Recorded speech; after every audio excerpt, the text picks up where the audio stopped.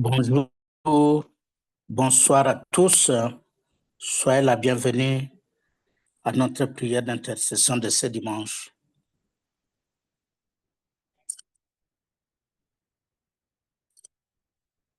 Prions. Éternel et Tout-Puissant, nous te sommes infiniment reconnaissants pour tes grâces. Les grâces que tu nous as données durant la semaine qui vient de s'écouler. Elles nous ont permis de vaincre nos ennemis et de déjouer tous les pièges et toutes les attaques qui ont été dirigées contre nous. À l'aube de cette dernière semaine du mois, nous voulons te confier, Seigneur, nos projets, nos problèmes, pour que tu les transportes, car ils nous pèsent. Seigneur, éloigne de nous les doutes sous toutes ses formes. Par l'Esprit, donne-nous d'être fermes et aguerris pour que personne ne puisse avoir avantage sur nous. Merci, Seigneur, de nous guider tout au long de cette séance et d'en prendre le contrôle. Au nom puissant de Jésus-Christ de Nazareth, nous avons ainsi prié. Amen. Amen. Amen. Frères,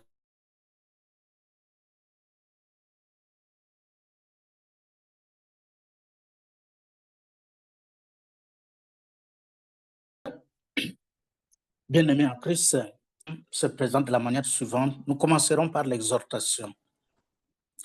Le deuxième point, sont des témoignages. Ce que le Seigneur a fait pour vous durant votre existence. Et le troisième point, nous allons citer par les points proprement dits de cette intercession de dimanche. L'exhortation de cet après-midi, elle est connue de tous. C'est un sujet que nous connaissons tous. Je l'ai intitulé « La foi comme rempart d'un chrétien ». La foi comme rempart d'un chrétien. Notre texte de base, c'est Éphésiens 6, verset 16. Il est écrit « Prenez par-dessus tous les boucliers de la foi, avec lesquels vous pourrez éteindre tous les traits enflammés du malin. » Bien-aimés dans le Seigneur, la vie chrétienne est une marche remplie de combats. Le chrétien n'est pas exempt de difficultés, d'épreuves ou d'attaques de l'ennemi. Mais Dieu, dans sa grâce, nous a donné une arme défensive puissante qui est la foi. Souvent, nous l'oublions. La foi n'est pas seulement une croyance intellectuelle. La foi, c'est une confiance profonde en Dieu qui nous protège et nous garde debout. D'ailleurs, dans Éphésiens 6, Paul compare la foi à un bouclier. Dans les armées antiques, les boucliers servaient de protection contre les flèches et les épées ennemies. De la même manière, la foi est pour les chrétiens un rempart spirituel contre les assauts du diable ou les attaques.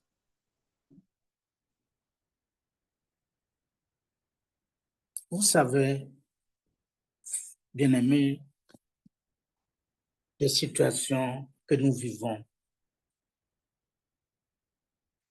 Chacun de nous vit des situations parfois difficiles en tant que chrétien. Il y a des gens qui sont même prêts à abandonner parce que justement, ces personnes-là voient leur foi s'amenuiser. Mais en tant que chrétien, nous ne devons pas, malgré tous ces combats, nous ne devons pas abandonner. Qui pourrait nous dire aujourd'hui qu'il n'a jamais, même en tant qu'être humain, qui ne croit pas, un athée, non-croyant, qui nous dira qu'il n'a jamais été confronté à des attaques, à des combats, à des épreuves dures dans sa vie. Confucius, ce Chinois-là avait dit, les difficultés sont les sels de la vie. Vous savez, les sels, ça sert à quoi? Tout le monde doit passer. Si on veut manger, dans tout ce qu'on prépare comme aliment, les mamans, nous-mêmes qui préparons, nous mettons toujours du sel pour donner de la saveur. Et dans la Bible, le sel est repris plusieurs fois. Nous sommes les sels, vous êtes les sels sur cette terre. Donnez du goût là où vous êtes. Aujourd'hui, nous allons méditer ensemble sur ce thème, la foi comme rempart d'un chrétien. Nous avons 3 points. Pour ne pas être long, nous avons retenu 3 petits points sur lesquels nous allons nous appesantir dans cette exhortation. Premier point, c'est la foi protège contre les attaques de l'ennemi. Et là encore, nous revenons sur ce que nous venons de dire ici, Éphésiens, la référence Éphésiens 6 à 16. C'est quoi en fait? L'ennemi lance des flèches enflammées. Quelles sont ces flèches que l'ennemi lance ou nous lance dans notre vie? Ce n'est pas nécessairement la flèche comme celle qu'on lance lorsqu'on va chasser les gibiers. Mais les flèches ici, ce sont des tentations. Elles peuvent être des tentations. Les flèches peuvent être des mensonges. Les flèches peuvent être des doutes. Les flèches peuvent être des accusations. Alors, face à ces flèches-là qu'on nous lance, si nous n'avons pas la foi, nous sommes vulnérables. Nous sommes exposés et facilement ébranlés. Mais avec la foi, ces flèches vont s'éteindre car nous nous refusons dans la vérité de Dieu. Si, parce qu'il s'agit d'une exhortation, l'exemple biblique, c'est l'exemple de Jésus lui-même. Jésus, rappelez-vous que Jésus était dans le désert où il est allé prier. Vous pouvez voir ça dans Matthieu 4, versets 1 à 11. Où il est allé prier, il s'est isolé dans le désert. Et là, il a eu des tentations. Et pour vaincre cette tentation, il a opposé la parole de Dieu avec foi. Ici, je voudrais vous dire que, et je voudrais rappeler à ces frères et sœurs qui doutent encore, qui sont dans des moments de doute, des moments de questionnement sur leur avenir spirituel, de dire qu'il n'y a pas d'autre remède pour que ces frères et ces sœurs se reprennent, c'est de chercher à renforcer sa foi. Si on a la foi, une forte foi, on ne peut pas douter. Mais c'est tout à fait normal que les doutes puissent s'installer quelque part. C'est tout à fait normal. C'est dans la logique même de notre vie. En tant qu'être humain sur cette terre, nous devons douter. Douter à partir de certaines choses. Et nous devons aussi nous arrêter quelque part dans notre évolution spirituelle, mais même professionnelle, il y a des moments de doute. On se dit, mais est-ce que toute ma vie, je continuerai à faire le même travail que je suis en train de faire maintenant, ou je devrais à un moment donné changer? Parfois, face à l'incompréhension des collègues, à leur mauvais comportement par rapport à toi, au regard, au jugement très sévère de ton chef, il nous arrive de nous arrêter, de douter, de nous poser des questions sur notre avenir professionnel. Donc c'est pour cela que je dis, pour la foi, c'est la même chose. On est chrétien, on s'est engagé dans la spiritualité chrétienne. Alors, à un moment donné, on se pose la question, spiritualité chrétienne, mais nous tous là, qui sommes dans la spiritualité chrétienne, nous venons d'autres églises, si vous voulez bien. Nous avons quitté nos églises du départ. Il y en a qui ont sillonné 2, 3, 4 églises avant d'être à la spiritualité chrétienne. D'autres, c'est une seule église, et puis voilà, ils sont à la spiritualité chrétienne. Tout ça, nous étions animés avant de quitter par ces doutes. Nous nous sommes posé des questions. Est-ce que vraiment ma place est ici? Ma place est ici ou ailleurs?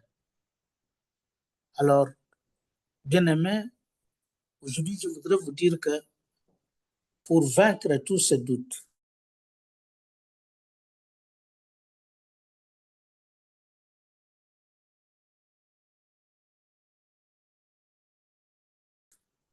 les mensonges, si les doyens ont fait des accusations qu'on porte contre telle ou telle personne qui vous est proche ou qui est votre serviteur de Dieu, qui est votre référent spirituel, toutes ces accusations, tous ces mensonges,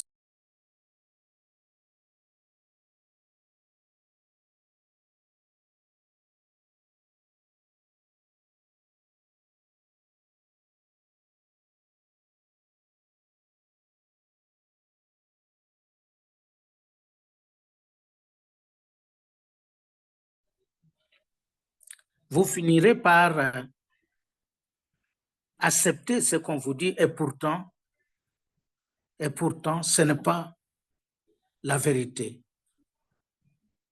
Donc, je voudrais ici vous exhorter à renforcer votre foi si vous voulez vaincre, si vous voulez éloigner de vous toutes les flèches enflammées que l'ennemi essaie de jeter vers vous. Le deuxième point, c'est la foi conduit à la victoire dans les épreuves. Notre référence ici, c'est 1 Jean 5, 1 Jean, chapitre 5, verset 4. Il est écrit, « Tout ce qui est né de Dieu triomphe du monde. Et la victoire qui triomphe du monde, c'est notre foi. » Je reprends dans 1 Jean 5, verset 4. Tout ce qui est né de Dieu triomphe du monde. Et la victoire qui triomphe du monde, c'est notre foi. Bien-aimés, attention, ne me faites pas dire ce que je ne dis pas, mais suivez ce que je vais vous dire. La foi dont je parle ne supprime pas les épreuves. La foi ne supprime pas les épreuves, mais elle nous donne la force de les traverser. La foi nous fait voir au-delà des circonstances immédiates. Ici, nous pouvons vraiment nous appuyer sur les exemples qui nous sont donnés dans la Bible. Il y en a plusieurs, mais nous prenons quelques 2, 3. Dans Hébreux 11, vous savez, Hébreux 11, on parle de la foi. C'est récital de la foi, la définition de la foi, les héros de la foi. Abraham a cru à la promesse malgré son âge avancé. Nous pouvons lire dans Hébreux 11, nous allons voir, mais ce n'est pas le lieu ici pour lire tout ce qui est écrit, nous avons tous la Bible. Nous retenons qu'Abraham a cru à la promesse malgré son âge avancé. C'est parce qu'il avait la foi. Sinon, il ne pouvait pas croire à ce qu'on lui a dit. Moïse a préféré souffrir avec le peuple de Dieu que de jouir des plaisirs du péché.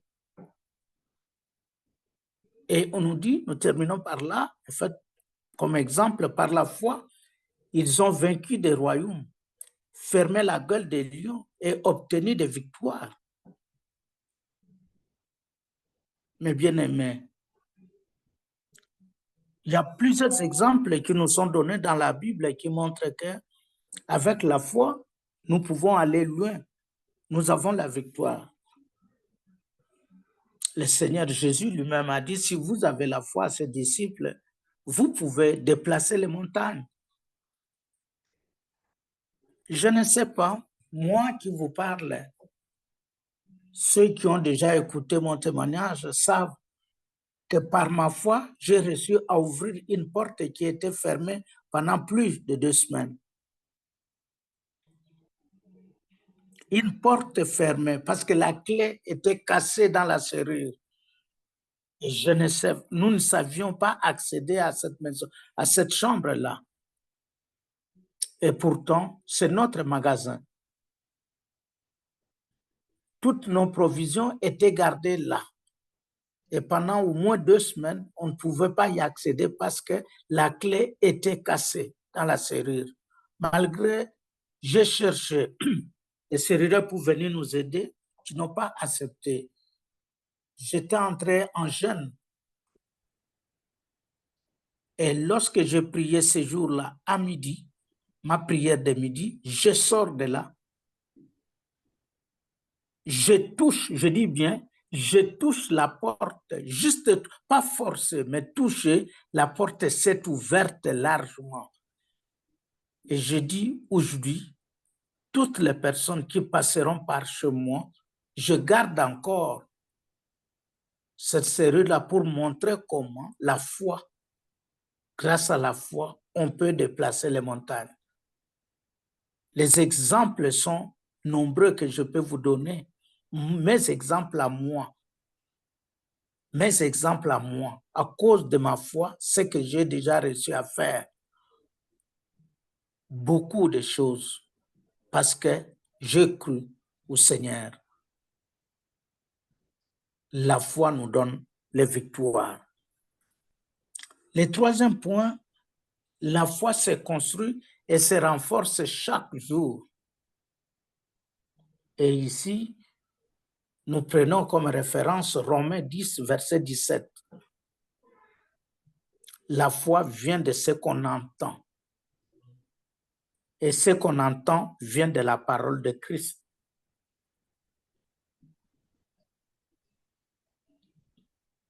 La foi vient de ce qu'on entend.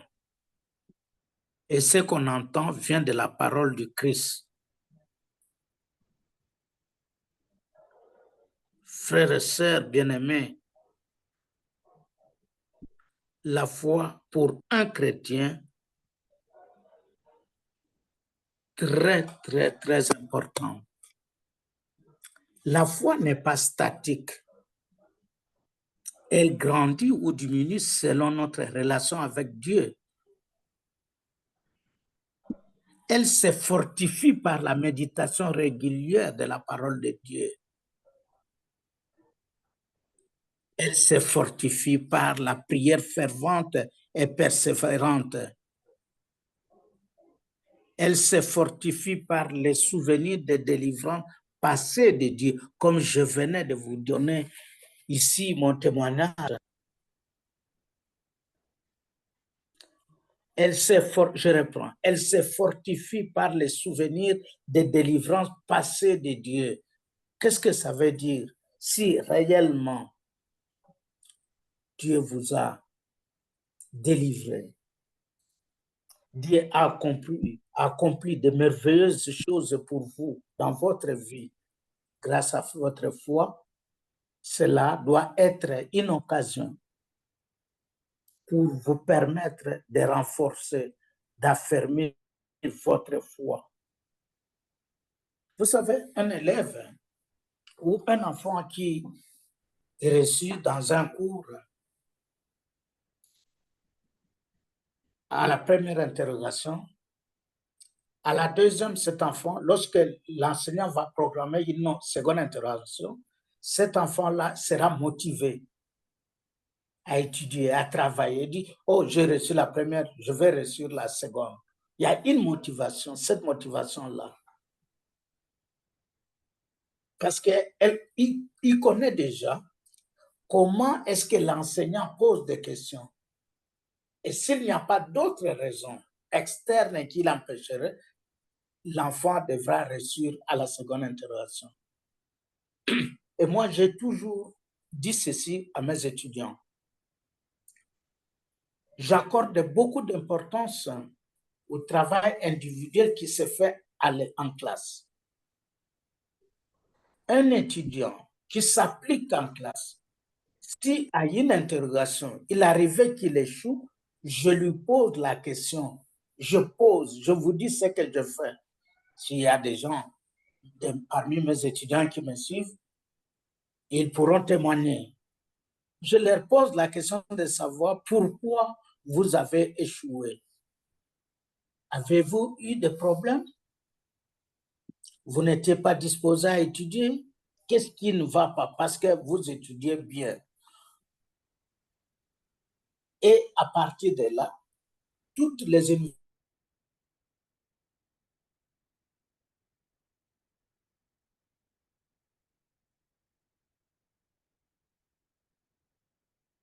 où je passe, dans toutes les épreuves que j'organise, il faut d'abord bien travailler au cours.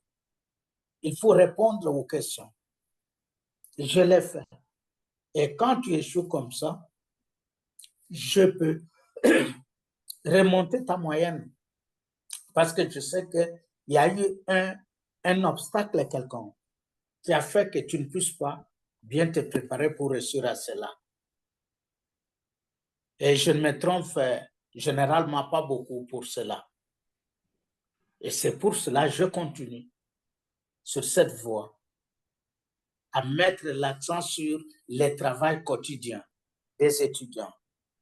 Donc, ça, c'est pour dire la délivrance. Donc, un étudiant, un enfant, même à la maison, qui a déjà fait des exploits dans un domaine donné, vous allez voir que cet enfant aura toujours tendance à continuer à croire en lui d'abord, parce qu'il sait que j'ai vécu ceci, je peux aller. Et nous, chrétiens,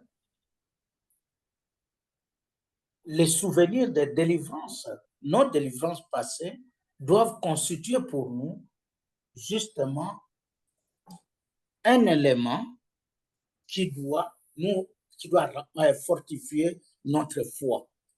Alors, quelqu'un qui a déjà vu les merveilles du Seigneur, ce que le Seigneur a accompli dans sa vie, je ne peux pas imaginer un instant qu'une telle personne puisse, parce que quelqu'un est venu lui dire que le doyen, c'est un menteur, et du coup, il accepte que le doyen, c'est un menteur sans chercher à vérifier. Et du coup, il dit, je ne peux pas, par exemple, assister aux prédications du doyen, parce que le doyen, on m'a dit qu'il est menteur. Je ne peux pas comprendre ça. J'ai difficile à comprendre cela. C'est-à-dire, quelqu'un qui ferait ça, c'est quelqu'un qui n'a pas la foi. Parce que, en te comportant de cette façon, tu as fait tabula rasa, comme on dit, table rase de tout ce que le Seigneur a fait pour toi, de tes délivrances passées, à la suite de toutes les exhortations que le doyen faisait. C'est ça, en fait, ça veut dire. Tu as tout balayé. Tu ne connais rien, tu ne retiens rien du doyen. Tout devient mauvais aujourd'hui. Et je dis toujours, lorsque je conseille parfois les couples qui ont des difficultés, je leur dis toujours, oui, c'est de votre droit de vous séparer. C'est de votre droit parce que vous avez vu qu'il y a des incompatibilités quelque part entre vous deux. Mais de grâce, vous avez passé le temps ensemble. Vous vous êtes connus, vous vous êtes échangé des idées, vous vous êtes échangé des mots. Ne jamais remettre tout cela en question.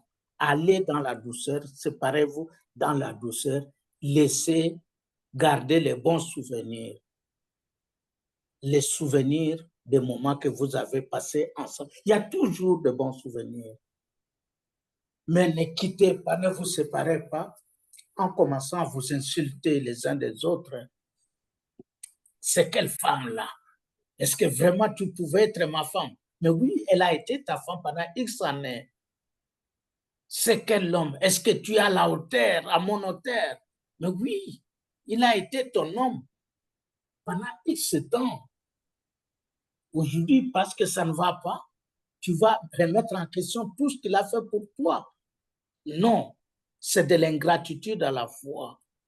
Mais c'est quelqu'un qui n'a pas la foi. Parce que si tu avais la foi, tu devrais te rappeler. Oui, mais j'ai eu ça grâce à ça.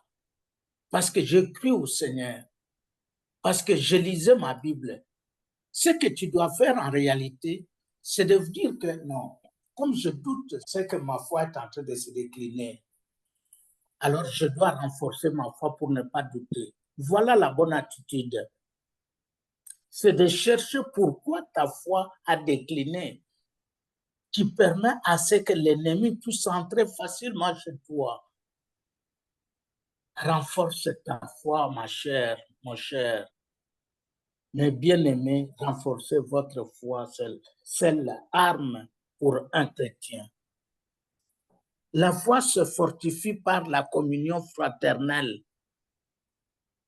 La communion fraternelle ici, je sous-entends les témoignages et les encouragements. À travers les témoignages que nous faisons, c'est pour cela nous vous incitons chaque jour, chaque dimanche, de pouvoir faire des témoignages. Beaucoup de gens ont renforcé leur foi à la suite des témoignages qu'ils ont entendus des autres. Des vrais témoignages, s'il vous plaît, pas des témoignages fantaisistes,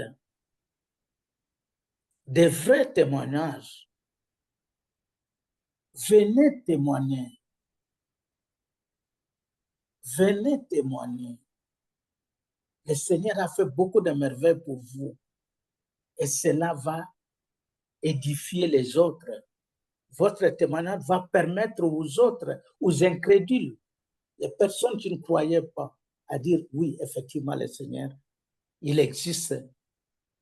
Et quelqu'un qui est sérieux, qui veut vraiment voir sa vie chrétienne changer, il s'approchera de toi pour dire comment tu pries. Comment tu pries pour obtenir moi? Je n'obtiens pas. C'est comme ça que ma foi est faible. On peut venir me dire ceci, je pars parce que la foi est faible. Faites les témoignages, ayez le courage. Si vous n'obtenez rien, téléphonez-moi, posez-moi la question, doyen. Apparemment, tu obtiens, le Seigneur te parle. Comment tu pries? Aide-nous. D'ailleurs, c'est le sujet, c'est le thème de l'exhortation prochaine, du début du mois. C'est la prière. Comment prier? Jésus lui-même l'a dit.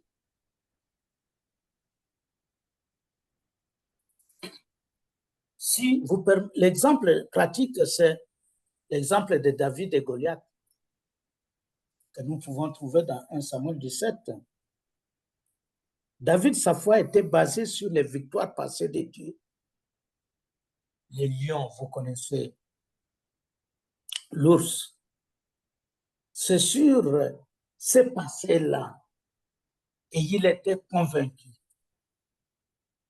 que parce que, comme je l'ai dit tout à l'heure avec les élèves, les étudiants, parce que déjà, il y a un passé à ma faveur, je vais aussi réussir cette fois ici. Une équipe de football qui a l'habitude de gagner des matchs, lorsqu'elle va pour jouer un match, cette équipe-là va toujours avec une certaine assurance au départ.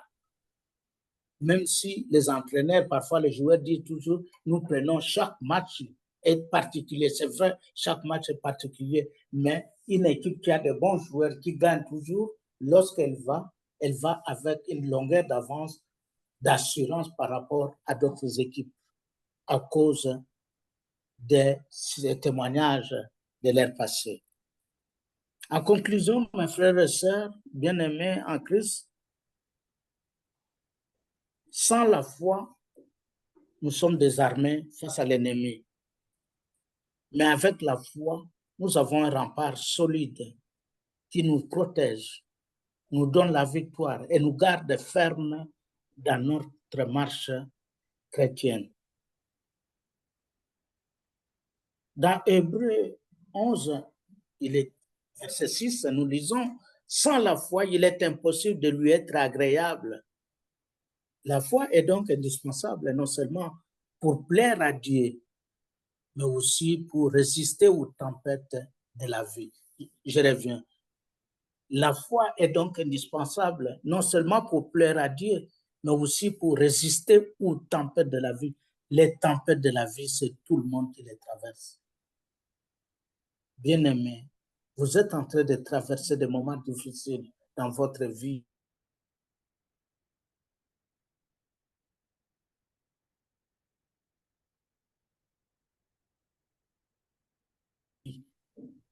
Vous êtes votre petite amie, vous êtes proche de quitter votre boulot, de rompre avec votre ami fidèle, ami, pareil, fidèle.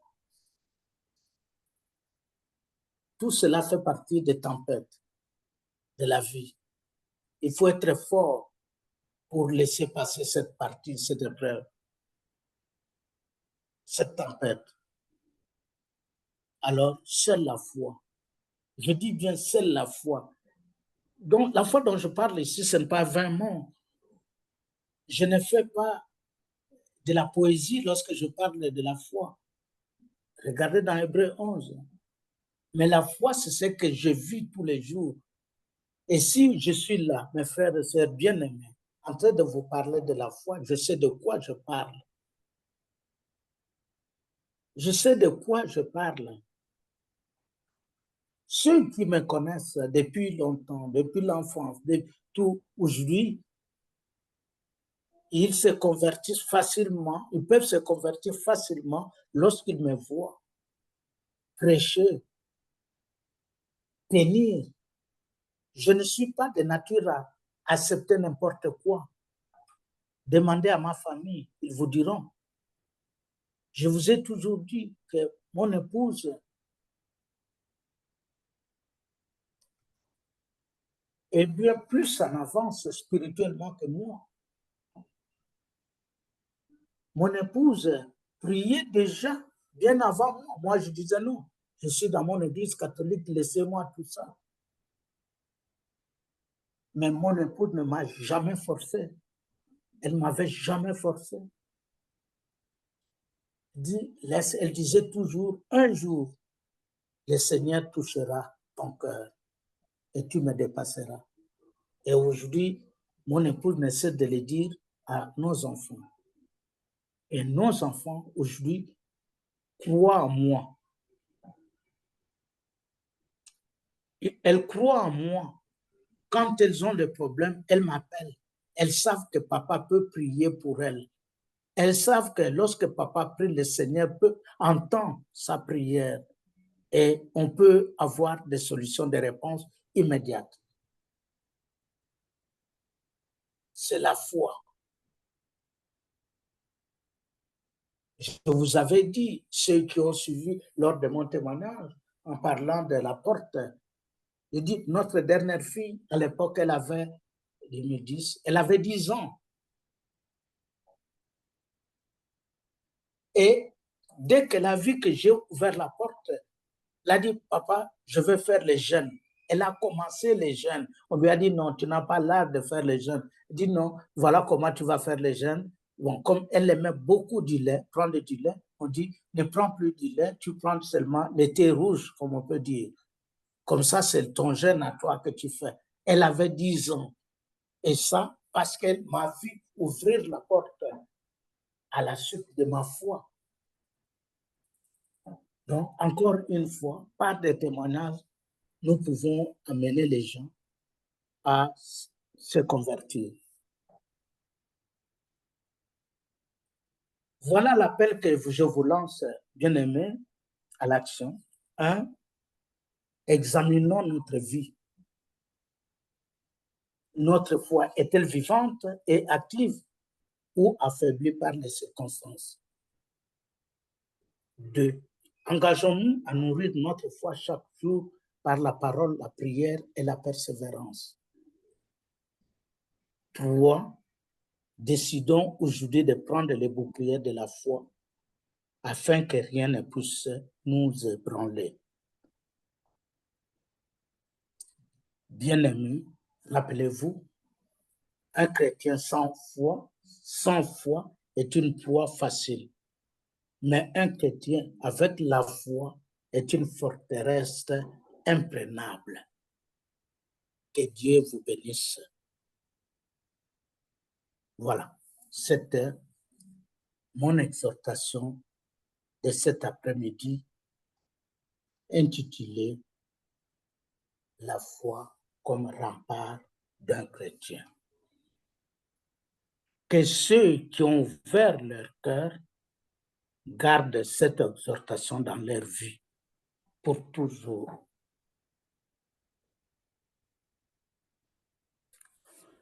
Ainsi, nous passons à notre deuxième point, c'est des témoignages. Bien-aimés, comme je l'ai dit tout à l'heure, les témoignages doivent nous aider. Ne vous gênez pas. Ne vous gênez pas de faire les témoignages. Votre témoignage, il va aider plusieurs personnes.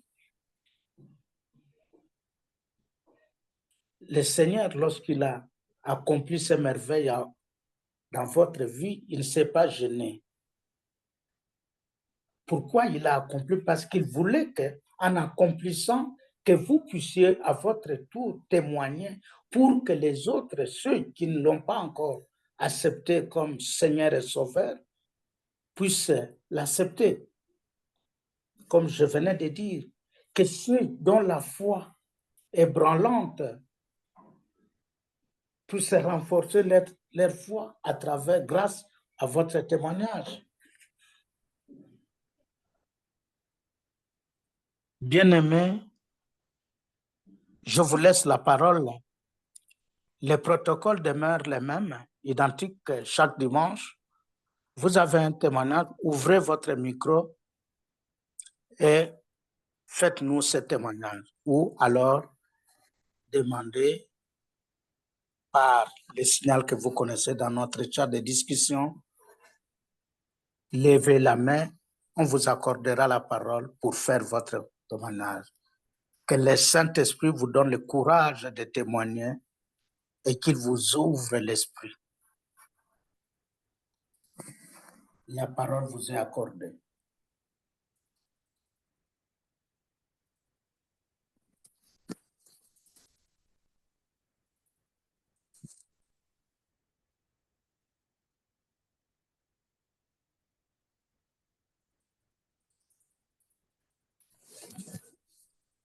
Il va commencer.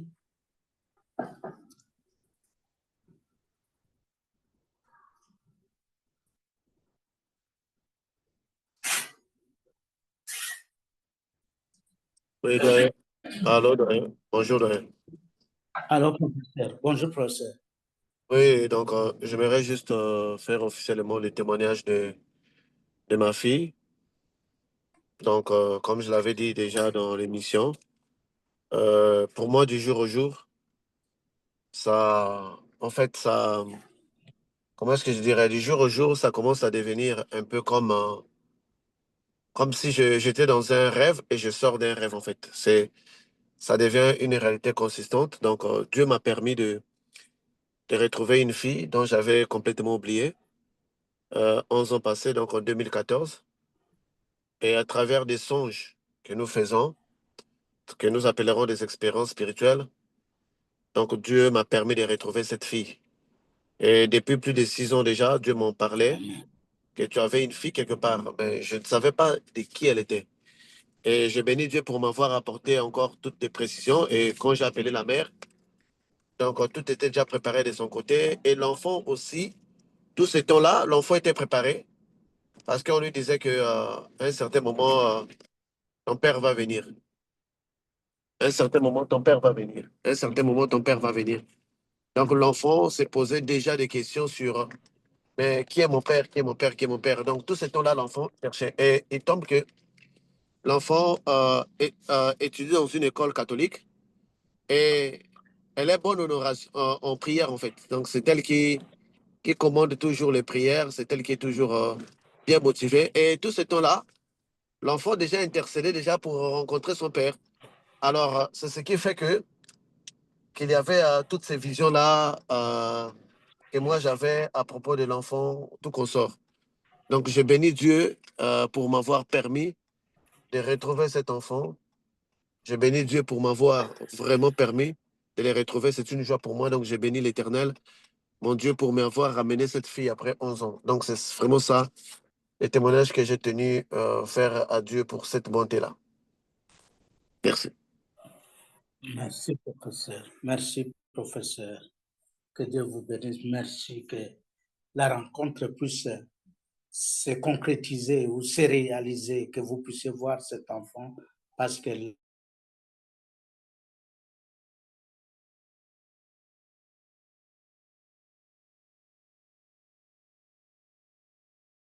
là, elle a besoin de se connaître, en fait, savoir qu'elle existe.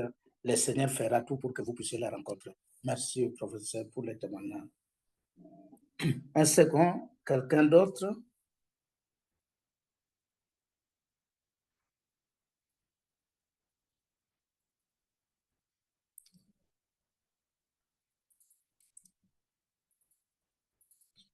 Quelqu'un d'autre? Bonsoir, bonsoir. Je suis une pierre déjà. Bonsoir. Je suis l'épouse du Amen. Seigneur Jésus-Christ Nazareth. Je suis la sœur Geneviève. Je voudrais d'abord demander pardon parce que je n'ai pas vu l'heure couler vraiment. Je demande pardon à l'assistance pour mon retard. Je voudrais De rien, sœur. ici témoigner les bontés de Dieu dans ma vie. Je bénis d'abord le Seigneur pour la sœur Jocelyne qui m'avait donné le lien. J'ai dit merci à Dieu pour la sœur Hélène, qui est la responsable de notre communauté au Cameroun. Je bénis toute la vie du staff de la spiritualité chrétienne. Et je dis merci au Seigneur pour ma vie, pour chaque jour que je persévère dans la prière et je vois la manifestation de sa puissance. Je voudrais reconnaître en lui le Dieu vraiment souverain, parce que longtemps j'ai prié, longtemps, je vais dire, je tournais en rond. Mais hier soir, j'ai eu un ouf de soulagement parce que je suis séparée de mon époux, ça fait pratiquement 18 ans. Et 18 ans là, je suis restée accrochée à Jésus, même comme je n'étais pas vraiment enseignée.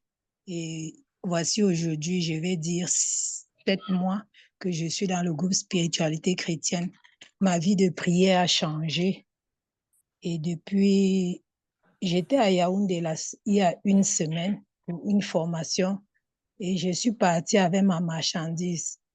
Arrivée là-bas, il y a une dame qui est venue, elle a fait le tour du stand, elle a refusé de prendre les produits des autres. Elle a dit que non, ce n'est pas ce qu'elle voulait. il pleuvait et on m'a demandé, mais va apporter ton produit, comment est-ce que tu as déjà gardé pour toi, va apporter. Quand j'ai enlevé mon produit dans le sac, j'ai remis à la femme, elle a dit, waouh, c'est ça que je cherchais. Dans mon cœur, je me suis exclamée, j'ai dit que Seigneur, dans mon cœur, je disais que c'est la, je n'avais pas bien emballé, on ne doit même pas parler de mon savon tellement je voudrais me recroqueviller sur moi-même et dire que ce que je fais, c'est pas bien. Pourtant, c'est ce que le Seigneur avait planifié, avait prévu pour cette dame. Et elle a pris mon savon, elle a sorti de l'argent, elle m'a donné. Elle a dit qu'il faut déposer tes savons ici. Et comme il y a une boutique ici à Yaoundé, il faut déposer, il faut quitter à Bafoussam. Tu viens déposer chaque mois, fin du mois, on va te rendre compte. Quand je suis rentrée, je donnais le témoignage à la sœur Hélène parce que c'est la première fois. Je partais même au marché comme ça, je vais encore demander aux enfants de m'envoyer le transport pour rentrer. C'est comme si j'étais invisible. Mais par l'expérience que j'ai eue, je devais tomber dans le trou. Et une forte main m'a repêché et puis le professeur avait expliqué que maintenant là, mes choses vont avancer parce que j'ai échappé à une chute. Je vois vraiment la main de Dieu. Et par rapport à ce qui a encore été dit hier soir, je voudrais bénir le Seigneur vraiment pour avoir ouvert mon esprit, pour avoir fait que ma vie sucre aussi. Je rends grâce à Dieu. Amen. Amen. Amen. Amen, sœur Geneviève. Allô? Que le Saint-Esprit continue Allô? à toucher. Allô? Vous m'entendez? Allô? Est-ce que vous m'entendez? Allô? Frère Patrick, vous m'entendez? Nous vous entendons, doyen. Ok. Merci beaucoup. On peut... Un autre témoignage, s'il vous plaît. Un autre témoignage, s'il vous plaît.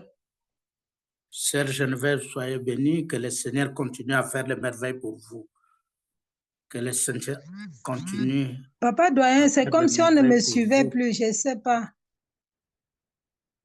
Si, en dernière minute, c'est à la fin qu'il y a eu coupure peut-être. Allô, papa doyen?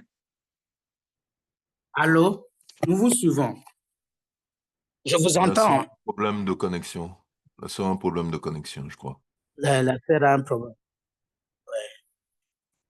Okay. Un autre témoignage.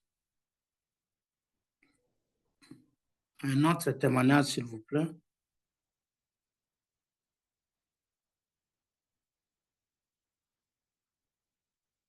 Il n'y a plus de témoignages.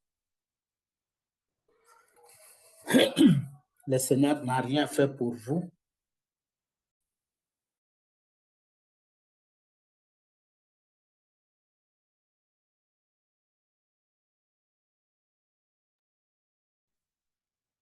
Vous continuez à prier malgré le fait que le Seigneur n'a rien fait pour vous.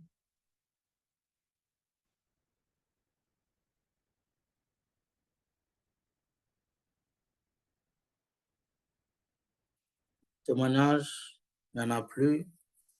OK. Il n'y a plus de témoignages. Merci beaucoup. Merci. Continuez à prier. Le Seigneur fera les témoignages dans vos vies, dans les jours, les semaines. Oui, allez-y. La sœur Linda, vous avez la parole, s'il vous plaît, pour votre témoignage.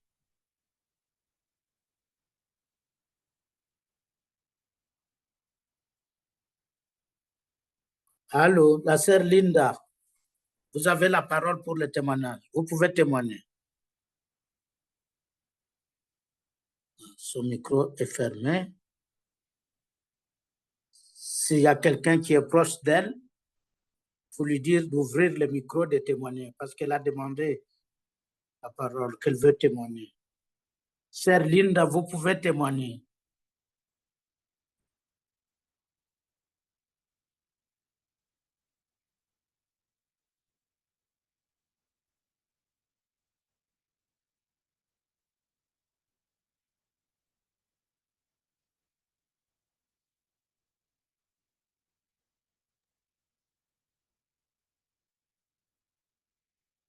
Allô, sœur Linda? Je crois que c'est un problème de connexion à son niveau aussi. Problème? Oui, il y a un problème. Je dis, nous avons la technique ce jour ici nous pose problème. Oui, elle n'arrive pas à activer le son. Je ne sais pas pourquoi. Bon. Frère Patrick, je ne sais pas. Si vous pouvez l'aider, je ne sais pas. Oui, je lui envoie la notification système, mais elle ne clique pas sur le micro. Ok. Voilà. Bon. On va continuer. Si il arrivait qu'elle puisse se connecter, elle pourra toujours revenir. On pourra arrêter pour entendre son témoignage. Merci, frères et sœurs en Christ. Nous pouvons passer maintenant à notre troisième point, c'est-à-dire les points de prière proprement dites. Le premier point concerne les grâces, la